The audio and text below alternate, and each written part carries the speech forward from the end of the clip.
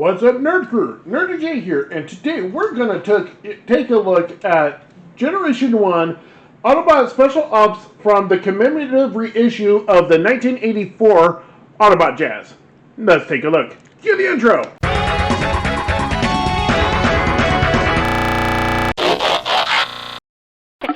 Jazz loves to immerse himself in the culture and especially the music of the planets he visits. This was especially beneficial for him on Earth when he became Optimus Prime's right-hand bot for cultural issues.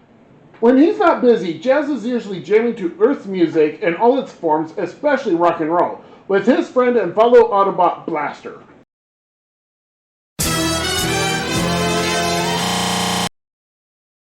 So in this mode, Jazz doesn't really have any articulation, but he rows really nicely.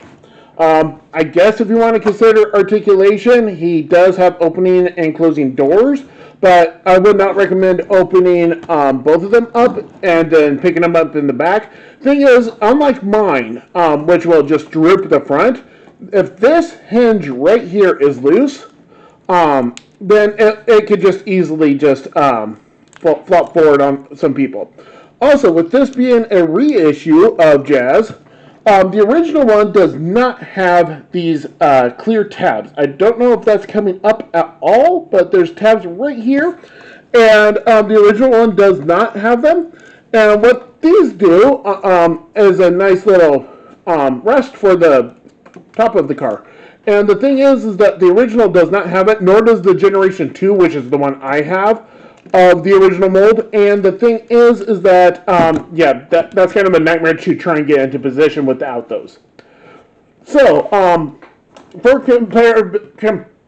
comparison, sorry, brain fart, here he is with Ratchet. Now, the reason why I'm using Ratchet and not Ironhide is I packed him away, for the time being, because I am hopefully going to be moving, but I don't know when or anything. So if Transformers or Power Rangers, GoBots, or what have you already have their boxes, I just put them back into their boxes, essentially. So that's why I'm going to be using Ratchet, which is going to be a future, sometime down the road, review.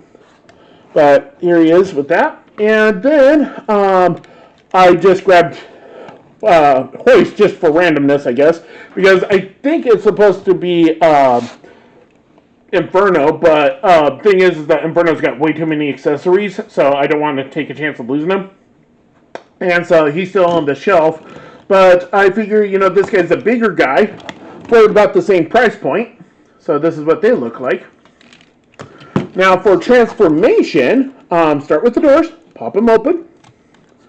And then I like to come to the back and slide it that way. I don't know how to say it. Back, down, I don't know.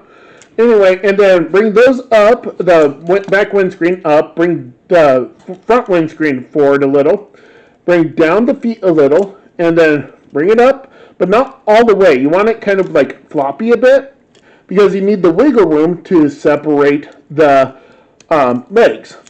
And then you fold up these panels to form feet, I guess. Because in a lot of the promotional thing, his feet, for some reason, are just the panels straight down, like they are in current mode. So these are actually how they're supposed to be. So anyway, come to the top and come and unpeg the fists.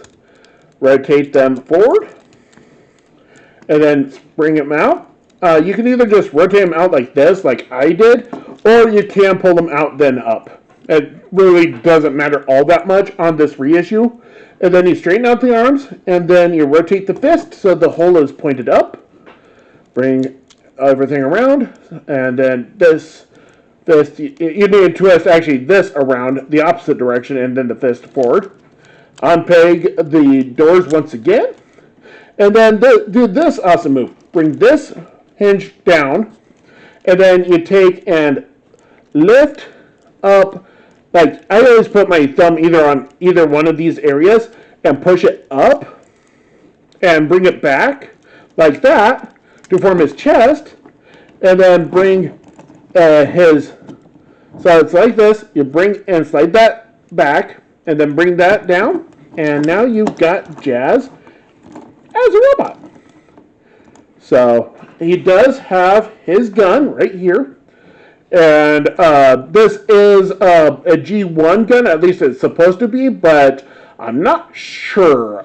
The way it's worn, it could have been painted and somebody just got some free money essentially from me essentially. So I'm not sure, but it still doesn't look that bad, honestly, since his gun was initially silver. The reissue does have a black gun for some reason.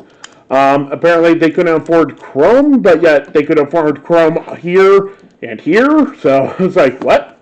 And also his belly has chrome. So there's that. And he does have his backpack unit right here. That just slides back. So what it does is that these weird L-shaped pegs slide. If I can hold on to it. Sorry. Can slide right here. It frictions right against these black parts right here, and all you do is just slide it in, and it becomes that, and then you peg this in, and it becomes a shoulder rocket flamethrower. And I don't use this for this guy. He doesn't have it in the cartoon. I'm not a fan of how it looks. So I just pretty much put it off to the side. And technically, I give this to his mold mate of what America calls him Ricochet for some reason, which is actually Stepper. So that's who I use it for, even though it's not official for Stepper either. But what I like to do to make him semi-cartoon accurate is just flip the doors back, as he does not have his doors in the cartoon. So essentially just get everything situated again. And I will transform those other guys, and we will do comparisons there too. Here is Jazz alongside Ratchet in his robot mode. And I'm using Ratchet also not only as a placeholder for Ironhide, I'm using him as what the smaller forms of that price point is. And here he is with Hoist in robot mode. So that's what he looks like. He's just middle-sized.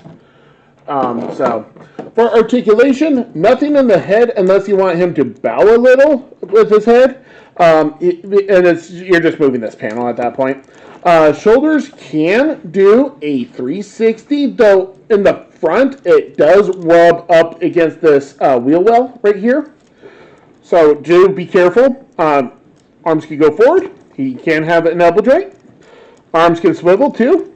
And then the wrists swivel. So this joint here on both arms are loose. And nothing from the waist down.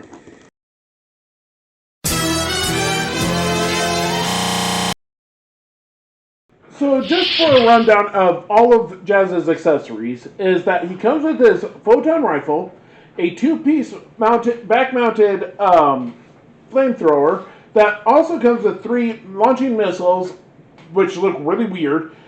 All of these accessories aren't needed for either mode. As you can tell, he doesn't even need the gun if you don't want to have him complete at all. So that's kind of cool that you don't need any accessories that are vital for his robot mode or his alt mode. Jazz is actually my favorite 1984 Transformer in the toy line and as a cartoon. My first encounter with this awesome character in general is the Generation 2 rehash version of the toy and the cartoon. I never was able to get any version of the G1 mold until the commemorative reissue came along, so I didn't hesitate to get him. Because at that point, the Generation 1 was going really bananas pricey. And essentially, yeah, I love Jazz so much. I never even had the G2 until recently. So I mainly got the G2, even though, yeah, he's my favorite character. I got him because of just how great this guy was.